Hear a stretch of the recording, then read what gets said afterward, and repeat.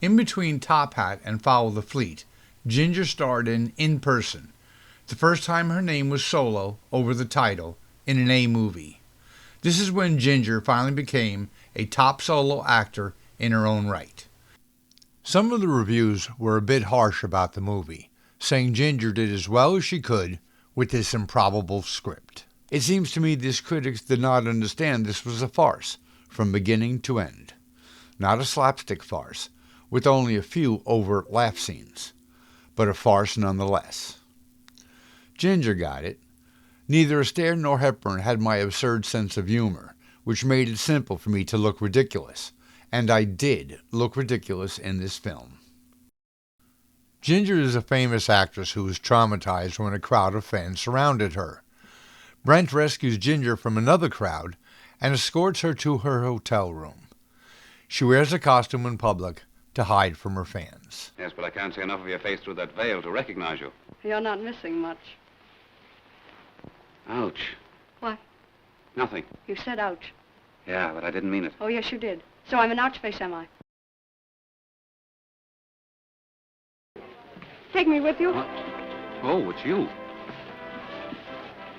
I see you haven't got your veil on. Please take me with you. I was listening. It sounds like a heavenly place. Ginger's doctor reluctantly agrees to the plan. Ginger is used to getting her own way and is in for a rude awakening.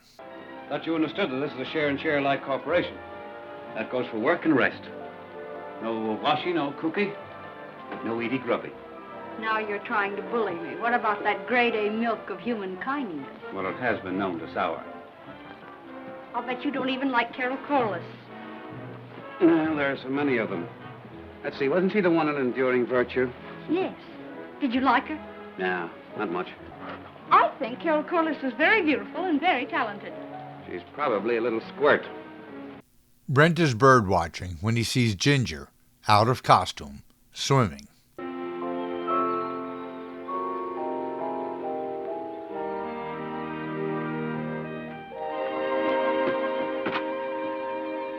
He discovers who she really is, but decides to not let her know for her recovery. So you don't believe I'm Carol Corliss? Certainly. I'd believe you were Charlie Chaplin if you wanted me to. I'm not any more interested in Miss Corliss than I am in Miss Colfax. What I need around here is someone to do a little work. Brent agrees to Ginger's proposal that she will do her chores if Brent will call her by her real name. He is having a little too much fun tormenting her. Don't care if she ain't good looking. If she's fair and square, and will do my cooking.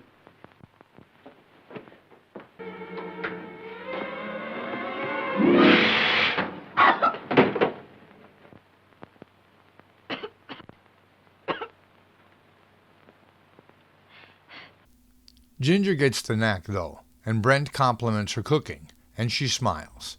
But he never stops riding her, adding, for an amateur. Ginger becomes a good housewife. The radio is about to play Ginger singing a song from her most recent movie, so she excitedly calls in Brent to prove who she is to him. In the best song and dance scene in the movie, Ginger performs Got a New Lease on Life. I got a new lease on life, so I've got that familiar glow. I'm delighted, excited, at last my mind's at peace. I've got a brand new lease on life.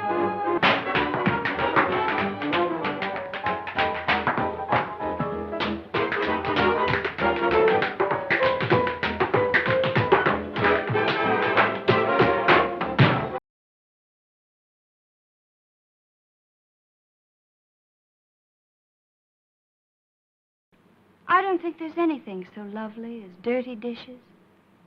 I dream of washing dishes. Stick 'em up. Oh, stop acting, Carol, and put that gun down. It might be loaded. It is loaded. Why not? That's what I got it for. If I should point it over there, for instance, it wouldn't mean anything. Oh, Minna says you ain't married. Now, I'm kind of broad-minded, but there's such a thing as morals in this community. You beast! You fiend! Will you tell this pugilist that I am Carol Corliss? Well, of course she is. Oh, and I suppose if she's Carol Corliss, you're Jay Holmes. Well, of course I am. Well, you're both screwy. I know that Miss Corliss is in An emotionally unstable state, I know. how did you know? She always is. Oh. I'll show you. Take me to the theater. Oh, no. Aren't we bad for your ideas? If you don't take me out to dinner, then I'll go by myself and I'll never come back to you. All right. I'll take you.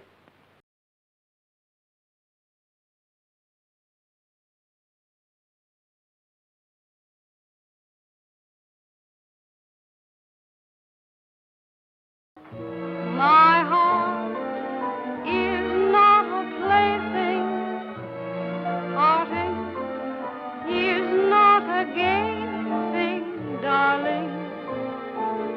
Don't mention love to me.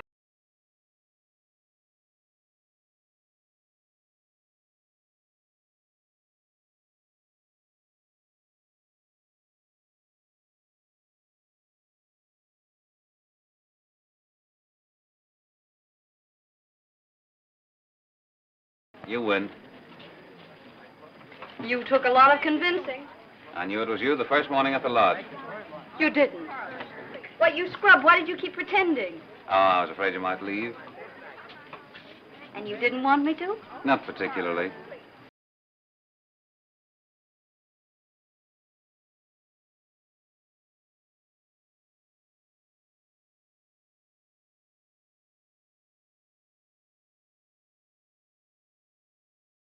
You certainly looked helpless tonight, darling everybody all over the place and letting that fish face kiss you. Why, Emery, I believe you're jealous. Good night. Emery, why do we always end up in a quarrel? No, I'm not quarreling. Well, what'll you do now? Oh, I'll be all right. You don't have to waste any thought on me. Well, you needn't be so cocky. Anyone would think you're glad to get rid of me. You probably are. What am I supposed to do? Burst into tears? You can if you want to, but I don't feel a bit like it.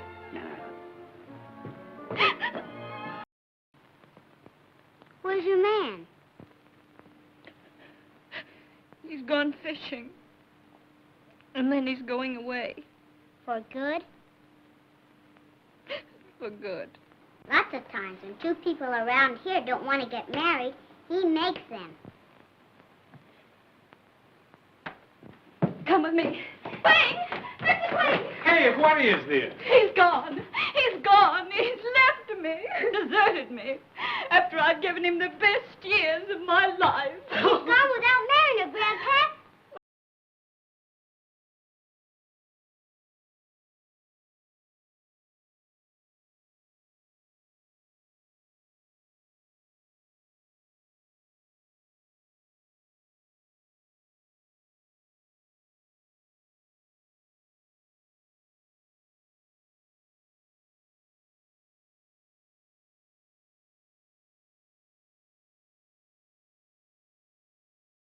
Did you arrange this? Why, yes. You see, I thought that you thought that I'd never... Well, you have no right to do other people's thinking. Whatever made you think I wanted to marry you? You think I want to become Mr. Carroll Corliss for the rest of my life? If you don't take this lady, you go to jail. Then, ma'am, I reckon you'll go to jail, too. the newspapers... Awful, isn't it? Well, where does that leave us? Oh, fairly simple. Quick divorce or an annulment. Is this a proposal? Well, it's a proposition. Well, it serves me right. Well, legally, you're Mrs. Emery Muir. How does it feel being Mr. Carroll Corliss?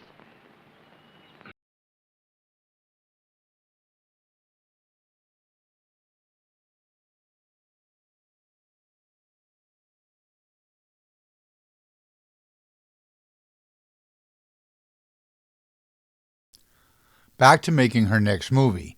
This is the big production song and dance scene in the movie Out of Sight, Out of Mind. Dance critic Arlene Croce was very critical of this dance, and I agree with her.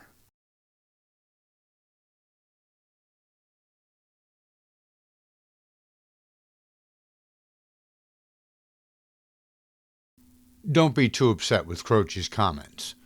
Croce wrote the first authoritative and well-respected book on the famous partners, the Fred Astaire and Ginger Rogers book. She champions Ginger as the best overall movie dance partner for Fred, something modern critics should read, and does so with very eloquent prose. At times she is a bit harsh, with both of them. Ginger had just proven what a great singer and dancer she now was in multiple scenes in Top Hat, and after this, even more in Follow the Fleet and Swing Time. You had two-thirds of the same dance team in Ginger and Hermes Pan. This was Ginger's chance to shine, solo. Yet they got so caught up with the visual tricks, Ginger smoking a cigarette, and then being surrounded by men on leashes as she tugs them back and forth, it left little room for a great dance itself. Croce said what was missing was Fred, and I agree, but not Fred's dancing, his choreography. Fred was one of the greatest choreographers in movie history. If the point was to show just how gorgeous Ginger could be, on that they succeeded. She looks incredible in the long dress, and any time she shows those $1 million insured legs is a visual treat.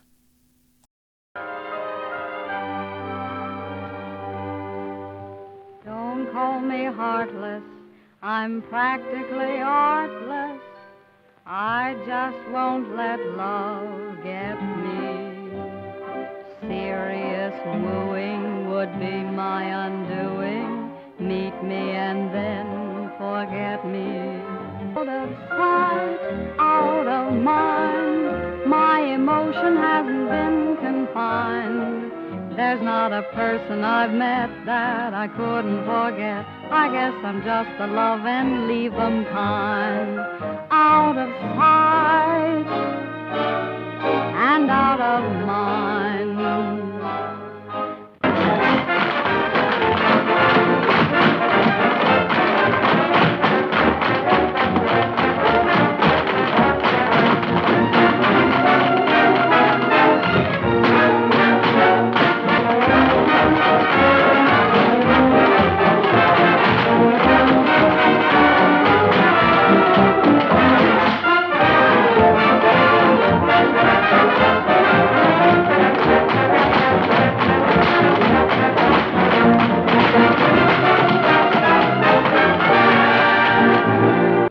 Just as soon as I could.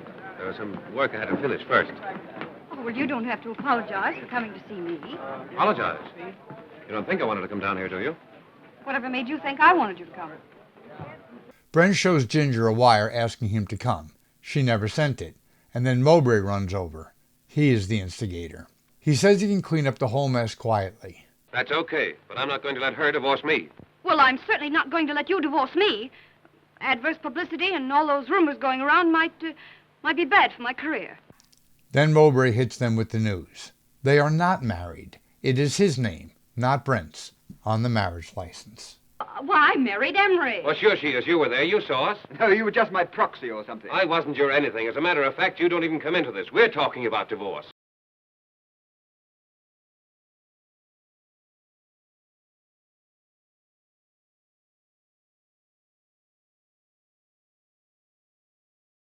If you had a head the size of a peanut, you wouldn't allow people to call us ridiculous. I don't know what you want.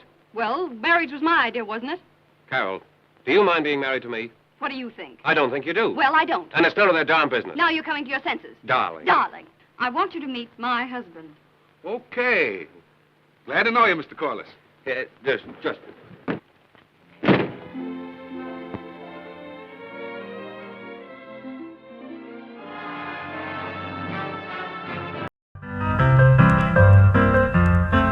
Please like and subscribe.